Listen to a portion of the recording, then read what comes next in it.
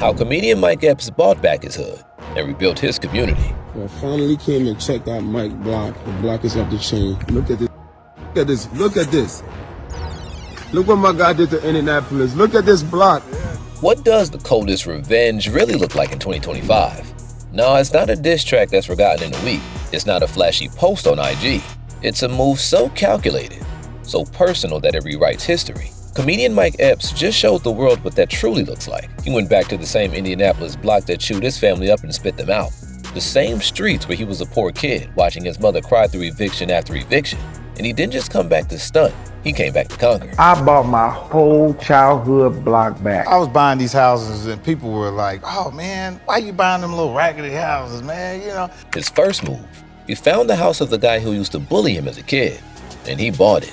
But that single act of glorious, petty revenge was just a footnote in a secret 30-year mission. It was the opening shot in the war that he'd been planning since he was a child, a promise to go back and buy every single property his family was ever thrown out of. This isn't just a revenge story. This is the story of how that promise turned a comedian into a real estate mogul who went to war with gentrification and won. Once was the hood, now all good. That's right, Mikey. Good job, man. I'm proud of you, man. Thank you, man. Look at that. Did it and grew up. To understand the weight of this story, you have to understand the womb. We need to go back to Indianapolis, to the Kennedy King neighborhood. This wasn't just any collection of streets.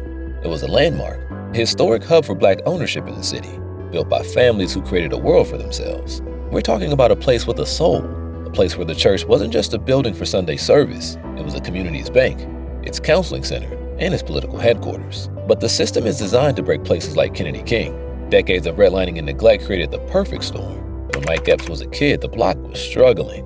Crime was rising, and the landlords were circling like vultures. We grew up poor. We didn't have the money to keep the home, so. Mike Epps has spoken about the memory that burned this mission into his soul. It's not a vague recollection. It's a sharp, painful image. He remembers being a little boy, standing in a room full of boxes, watching his mother's face crumble as another eviction notice was served. I didn't have none of the houses that I grew up in. My grandmother's house was the last house that we had as a family. You know, we lost it over time, through generation. It's a specific kind of pain, a unique humiliation that gets seared into you. The feeling of having your life, your belongings, your stability thrown out into the street for the whole world to see. And for the Epps family, it wasn't a one-time thing. It happened again and again. They were nomads in their own city. We got kicked out of a lot of houses, just getting evicted and stuff like that. This is the silent creeping violence of displacement, and an outside force was coming to finish the job. A wave of gentrification driven by the nearby Fall Creek Place development began to crash over the neighborhood. Developers with glossy brochures started buying up land for cheap, pushing out the very people who built the community. Suddenly, the elderly woman on a fixed income who owned her home for 60 years gets a tax bill she can't possibly pay. She's forced to sell her history. That's how a community is hollowed out. It's not growth, it's a hostile takeover. And the future of Mike's block was on the brink of being completely erased. That is, until the little boy who watched his mother cry made a promise that would change everything. I told my mother, I said, when I get famous, Mama, if I ever get famous, I'm gonna go buy all them houses we got kicked out of. Standing there, in the middle of that childhood chaos, Mike Epps made a vow. Mama, I'm gonna go back and buy every house we ever got kicked out of. It's a fantasy, a desperate promise to make the pain stop. But for Mike, it became the North Star for his entire life. Fast forward through the grind of comedy clubs, sleeping in his car, fighting for stage time. He makes it. He has the Hollywood money. For 99% of people, the story ends there. But that promise was still burning in his gut. So, about 30 years ago, Mike started making quiet trips back to Indianapolis. He went straight back to Carrollton Avenue and started buying the ghosts of his past. The raggedy houses his own friends clowned him for. I was buying these houses and people were like, oh man, why you buying them little raggedy houses, man, So I came back to the Midwest and started buying houses. Windows boarded up, roofs caving in. Some were still active drug dens. He started scooping them up for pennies on the dollar, some for as little as $5 at tax auctions. But buying the property is the easy part. The real struggle was the rebuild. This is where the story nearly died. Mike was a comedian, not a contractor. He was in way over his head. The houses were rotting from the inside out. He'd walk into them and be hit with the smell of mold and decay. He discovered cracked foundations, faulty wiring that could burn a house down, a plumbing so old it was unsalvageable. These weren't fixer-uppers. They were money pits. The HGTV show revealed that for just 2 of the houses, they had a renovation budget of over $500,000. Imagine that financial pressure. Every dollar he was earning from movies and stand-up was being swallowed by this high-risk mission back home. This wasn't just a business problem, it was a personal nightmare. The promise he made to his mother was on the verge of becoming a colossal failure. The house had sat in limbo for years, a constant draining reminder of how hard this dream was to realize.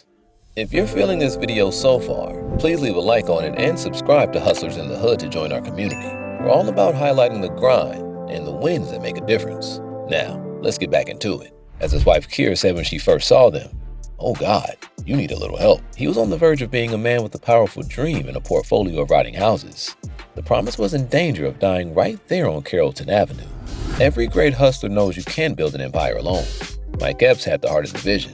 But the person who turned his raw passion into a sharpened, executable plan was his wife, Kyra Epps. I couldn't do it without my beautiful wife. She came in with the designs. And my wife, without her woman's touch, Right. I couldn't have did it. My wife is the one that put the ism on it, you know. She was the secret weapon. Mike calls himself the gambler. Kyra's meticulous. That combination is dynamite. She didn't just see rundown houses. She saw a canvas. Where Mike had secured the territory, Kyra was the one who knew how to build the kingdom. She became the strategic and creative director of the entire operation, visualizing the layouts, the finishes, the design choices that would transform these liabilities into high-value assets. My wife from Chicago, I'm from Indianapolis, I'm a little country compared to her. And she put a little city on it. It was their collaboration that sparked the true turning point when they realized this is bigger than design. This is about community. It's about legacy. It's about buying back your block. It's all about community. It's all about land. It's all about building legacy for your family and your neighborhood. Their first major breakthrough was Grandma's house at 2058 Carrollton Avenue. Mike, tell him you working hard. This wasn't just any property. This was the matriarch's home, the emotional anchor of the entire block. After Mike had gutted its rotting interior, they made a bold decision. They painted the exterior entirely black. It was a conscious choice to symbolize black excellence, a powerful, unapologetic statement that they were back to reclaim their history. The completion of Grandma's house was the proof of concept. It was the moment they knew, together, they could not only save these houses, but make them better than they ever were. With the success of Grandma's house, the floodgates opened. They were on an acquisition and renovation blitz on Carrollton Avenue, transforming the historic shotgun houses and bungalows one by one. He secured 6 properties back-to-back, creating a literal Epps block. There was 2050 Carrollton, the Big Blue, a massive former firehouse transformed into their personal residence. There was 2054 Carrollton, the Army House, which they physically expanded to fit a new family.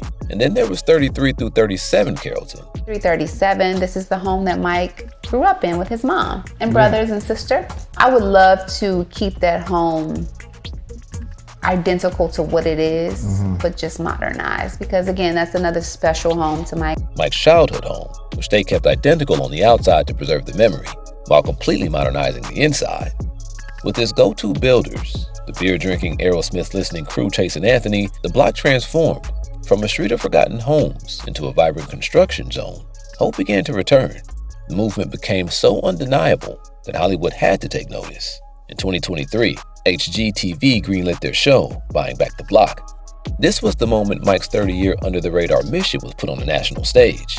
Now, millions were watching a masterclass in how to reverse gentrification, proving the raggedy houses were the foundation of a national story about empowerment. So, what's the real impact? The $5 houses are now worth $500,000, but the true proof isn't on a balance sheet. It's on the street. Mike and Kyra actively saved their neighbors. As gentrification caused property taxes to soar, they stepped in to help existing homeowners who were on the verge of being pushed out, building a firewall against displacement. With their investment, the Kennedy King Business District saw a legitimate revival. And then came the cultural coronation. Dame Dash, the co-founder of Rockefeller, a man whose brand is built on ownership, pulled up on Carrollton Avenue. In a raw phone-recorded video, you see Dame shaking his head in admiration, saying, "This whole block? Came back and built this whole block?" For Dame to give that cosign is everything. But the most satisfying moment came from an interview with Jimmy Kimmel. Mike casually dropped the story of sweet personal revenge. It was a guy that used to bully me down the street. I bought his house. It was a guy that used to bully me down the street. I bought his house. You did? Did you get it? He's out? Oh, he been gone out Okay, there. good, I got him out good. there. The audience erupted. The kid who was once powerless on that block now owned the very ground his tormentor stood on. It was proof that the mission wasn't just about money or community. It was also about healing old wounds, one property at a time. What Mike Epps accomplished isn't just a feel-good celebrity story. It's a powerful, repeatable blueprint for fighting the systemic forces that have decimated Black wealth in America. It's all about community. It's all about land. It's all about building legacy for your family and your neighborhood. The homeownership gap for Black families is a crisis born from decades of redlining and disenfranchisement. Mike Epps' story provides a roadmap to fight back. The blueprint. Invest where you know. Play the long game.